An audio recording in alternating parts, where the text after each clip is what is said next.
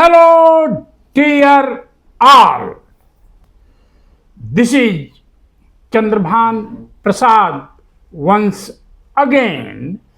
और चंद्रभान प्रसाद ऑफिशियल पर आपका स्वागत है एक बार फिर।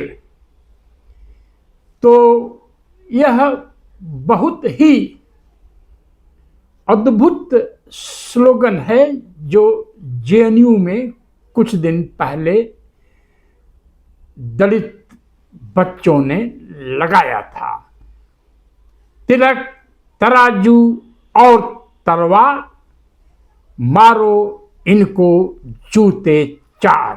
तिलक, तराजू और तलवार, मारो इनको जूते चार। तिलक प्रतीक है ब्राह्मण समाज का, तराजू प्रतीक है बनिया समाज का और तलवार प्रतीक है क्षत्रिय समाज का। तो जो भारत की चतुर्वर्ण व्यवस्था बनी थी, जब भी बनी, शायद लॉर्ड बुद्धा के बाद बनी हो,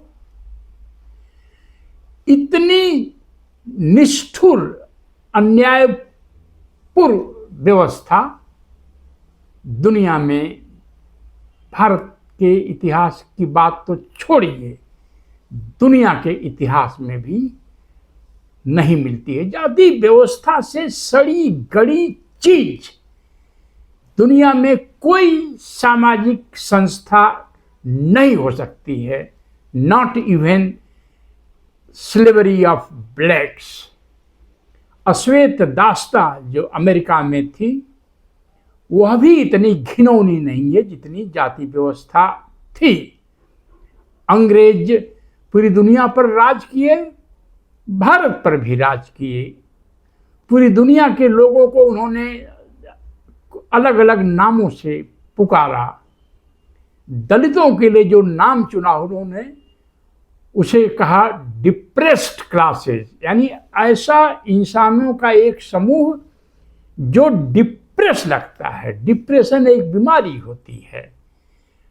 वह समाज जो न अपनी मर्जी से हंस सकता है, जो न अपनी मर्जी से रो सकता है, जो न अपनी मर्जी से गीत गा सकता है, अपनी मर्जी से कपड़े नहीं पहन सकता है, अपने पसंद का भोजन नहीं कर सकता है, उस समाज को बनाने वाले ब्राह्मण, क्षत्रिय, वैश्य को कुछ भी कहा जाए वह कम नहीं है। और ब्राह्मण क्षत्रिय समाज की जो प्रेजेंट वंशज हैं, उन्हें भी इस बात का एहसास होना चाहिए कि कितना उत्पीड़न, शोषण और जाति व्यवस्था के तहत दलितों का हुआ है। या क्या ऐसा कैसा लगेगा अगर अंग्रेज ये डिक्लेयर कर दें कि कोई भी इंडियन जो इंग्लैंड आता है उसको व्हाइट शर्ट पहनने का अधिकार नहीं होगा और केवल वह यहाँ मैनुअल वर्क करेगा, उसके पास अछूतों की तरफ कोई भी अधिकार नहीं होंगे, तो कैसा लगेगा? बाइक नहीं चला सकता इंग्लैंड की सड़कों पर, लंदन की सड़कों पर, घोड़े नहीं की सवारी नहीं कर सकता लंदन की सड़कों पर, अपनी शादी में बैंड बाजा भी नहीं बजा सकता, चर्च के अंदर जाने का अधिकार नहीं हो सकता, अपना टेम्पल नहीं बना सकता, तब जो है कैसा लगता? माने जाने दलित बुद्धिजीवी उत्तर भारत के कमल भारती साहब को मैं बहुत ही टैलेंटेड, अपने से भी ऊपर रेट करता हूँ एज ए दलित इंटेलेक्चुअल। उन्होंने एक कविता लिखी थी मंडल के समय, तब तुम्हारी निष्ठा क्या होती।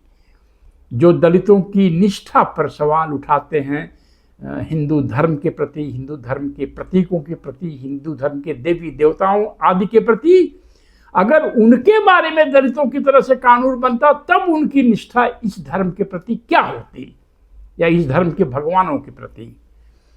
तो यह बात समझ में तो आती है कि इतनी गुस्सा तो दलित समाज के भीतर होनी ही थी, पर क्या यह हमारा जीवन दर्शन हो सकता है? तिलक, तराजू और तलवार, इनको मारो चूते चार। क्या हमारा यह पॉलिटिकल दर्शन हो सकता है? इस पर मैं चाहूँगा अपने विचार रखूं।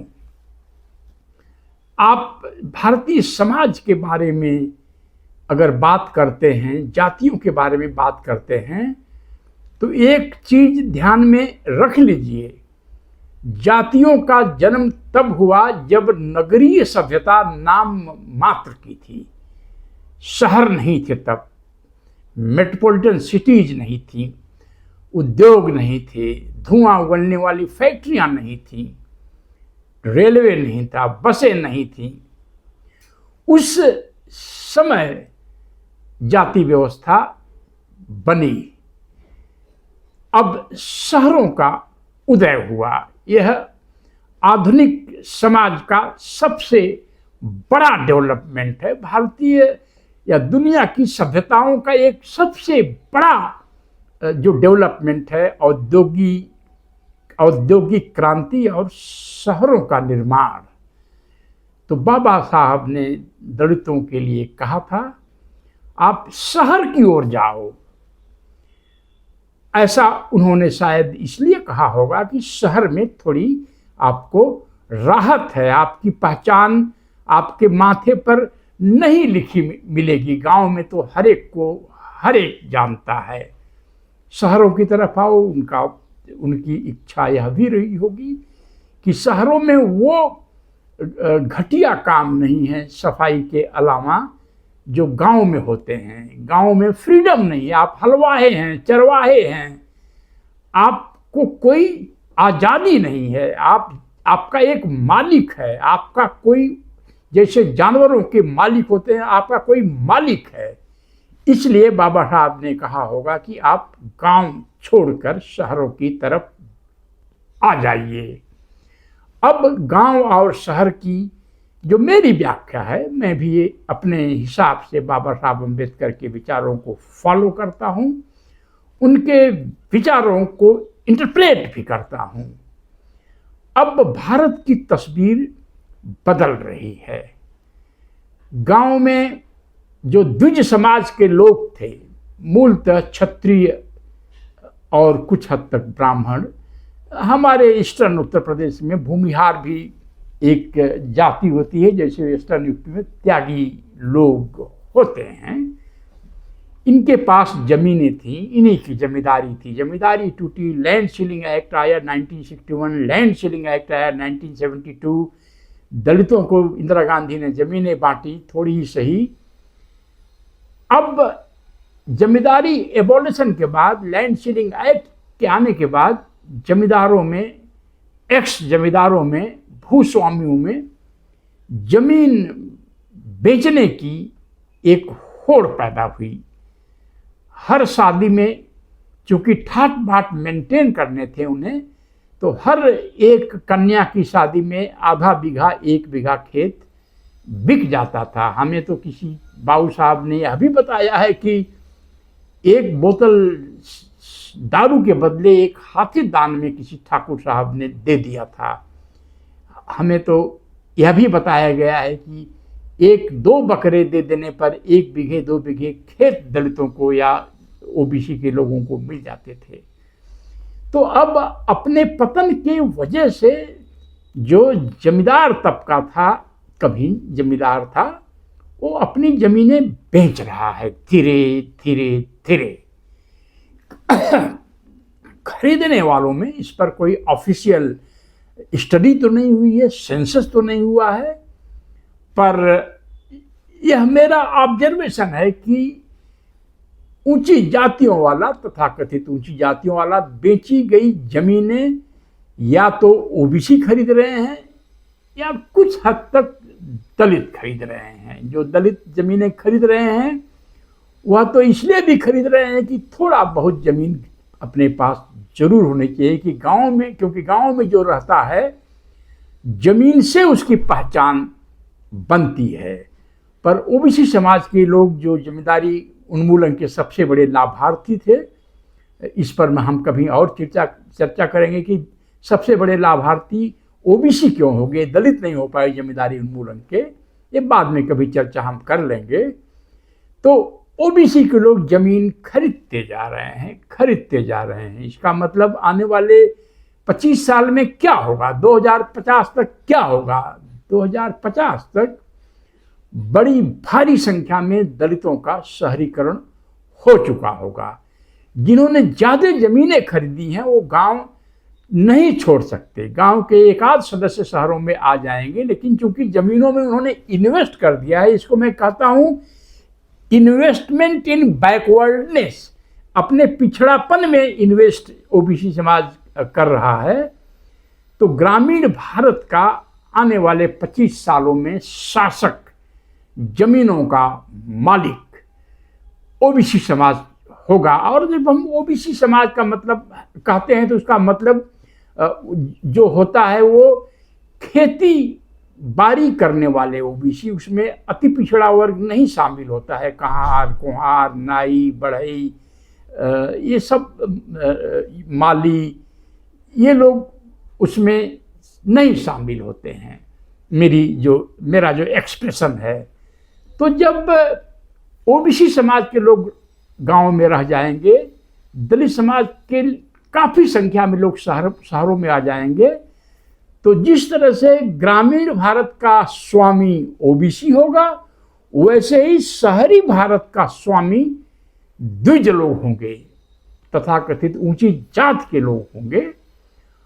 तो दलित पेरेंट्स जिनको इसमें थोड़ा बहुत आनंद आता है कि तिलक, तराजू और तलवार, इनको मारो जूते चार, इन स्लोगन से जिनको थोड़ी बहुत गुदगुदी होती है, वह इस पर भी ध्यान कर लें कि उनकी नेक्स्ट जनरेशन पढ़ाई लिखाई करने के बाद कहाँ जाएगी, किधर नौकरी मिलेगी उनको। जाहिर है प्राइवेट सेक्टर में एक बहुत बड़ा जो है सेक्टर है आईटी सेक्टर। प्राइवेट सेक्टर में अगर आरक्षण भी लागू हो जाए तो भी उसका मालिक नहीं बदलेगा, प्राइवेट सेक्टर का मालिक द्विज रहेगा। तो जिन दलितों को इसमें आनंद मिलता है कि तिलक, तराजू और तलवार, मारो इनको जूते चार, उनके बच्चों के कैरियर पर इस स्लोगन का क्या प्रभाव पड़ेगा? क्या हमारे दैनिक जीवन का यह सिद्धांत हो सकता है? तो बात फिर वही आती है, हमने द्विज समाज यानी सवर्ण समाज को अपना दुश्मन घोषित कर दिया। सवर्ण समाज के हाथ में अर्बन इंडिया है, प्राइवेट सेक्टर है, जहां पर हमारे बच्चे घुसना चाहते हैं। जो आरक्षण की बात करते हैं प्राइवेट सेक्टर में, उसका तो यह भी मतलब हुआ कि आप अपर कास्ट के शासन, प्रशासन, अर्थव्यवस्था में आप जाना चाहते हैं। तो अगर आपके पेरेंट्स ये इस तरह की धमकियां और गालियां दे रहे हैं, तिलक, तराजू और तलवार, इनको मारो गोली चार, ये जूते चार, तो आपको वहां पर कौन सी इज्जत मिलेगी? आपका कैसे स्वागत होगा अर्बन इंडिया में, प्राइवेट सेक्टर में? आपके प्रमोशन पर कितना, आपके अपॉइंटमेंट पर इसका क्या प्रभाव पड़ेगा? तो मेरी यह अंडरस्टैंडिंग है कि आने वाले 25-50 सालों में ग्रामीण भारत का मतलब ओबीसी शासन का भारत, जहां दलितों की स्थिति, दलितों पर अत्याचार और भी बढ़ सकते हैं, और शहरी भारत जो है सवर्ण समाज का होगा, ऊंची जाति का होगा या द्विज समाज का होगा, तो अगर द्विज समाज के साथ आपको जाना है, वहां नौकरी करनी है, तो ऐसा कुछ नहीं करना चाहिए जो द्विज समाज को ऑफेंड करे, उनको जो खराब लगे। संघर्ष करिए अत्याचार के खिलाफ जहां भी करना है। अत्याचार तो जो है शूद्र भी करता है। तो सवाल यही है कि दुश्मन बनाने से हमारी पीढ़ियों को क्या लाभ है, क्या नफा नुकसान है। दलित समाज के लोग, जो लोग भी मेरी यह वीडियो देख रहे हैं, उस पर पुनर्विचार करें। आपके हाथ में ग्रामीण भारत रहेगा नहीं, और शहरी भारत के स्वामी को अपना आप शत्रु, एनिमी डिक्लेयर कर देंगे, तो फिर तो आप बीच में लटक जाएंगे। आपका कोई ब्राइट फ्यूचर नहीं रहेगा। आप किसी को दोस्त बना लीजिए, लेकिन दुश्मन क्यों डिक्लेयर करते हैं? तो यह जो है, बाबा साहब अम्बेडकर ने तो ऐसा नहीं कहा।